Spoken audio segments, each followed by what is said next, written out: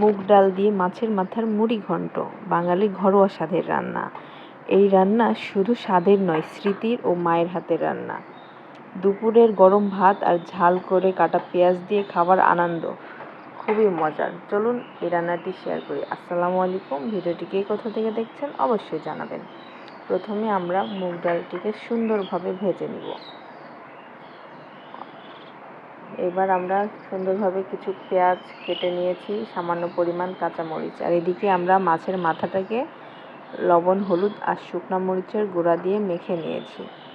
দেখতেই পাচ্ছেন আমি মেখে নিয়েছি। এবার আমরা কড়াইতে তেল গরম হয়ে আসলে মাছের মাথাটা দিয়ে দেব। এবার এটাকে আমরা সুন্দরভাবে কিছুক্ষণ ভেজে নেব।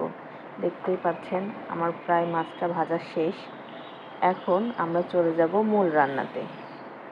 এই যে আমরা পেঁয়াজ, এলাচ, দারুচিনি, তেজপাতা আর কিছু লবঙ্গ নিয়ে নিয়েছি।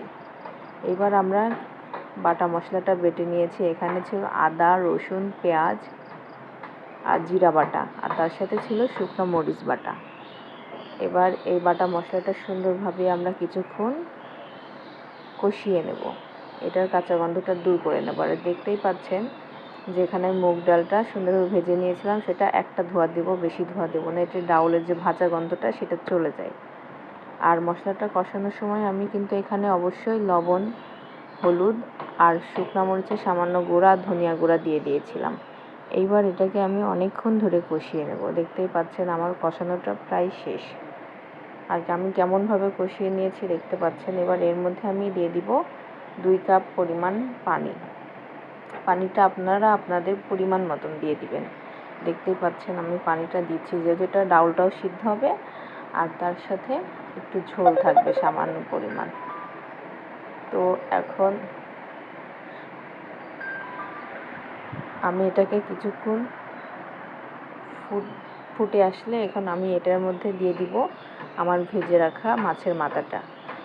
আমি মাছের মাথাটা এর মধ্যে দেওয়ার পর একটু ভেঙে নেব, কেননা মাছের মাথা যেহেতু মুড়ি ঘন্ট, একটু ভেঙে দিলে এটা স্বাদটা দ্বিগুণ হয়।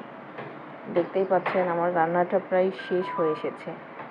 আমি এর মধ্যে কিন্তু কাঁচামরিচ অ্যাডজাস্ট করেছিলাম, যেটা আমি ভিডিওতে দেখাই নাই, স্কিপ করছি। আপনারা অবশ্যই কাঁচামরিচটা দিয়ে দিবেন।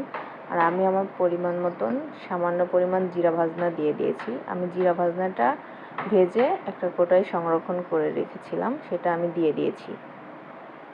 আর আমার রান্নাটা পারফেক্টলি হয়ে গেছে। কেমন হয়েছে অবশ্যই জানাবেন। আর এভাবে আপনারা বাসায় মুগ ডাল দিয়ে মাছের মাথার মুড়ি ঘন্ট করে খাবেন, অনেক মজাদার। ভিডিওটি কেমন লেগেছে জানাবেন। খোদা হাফেজ।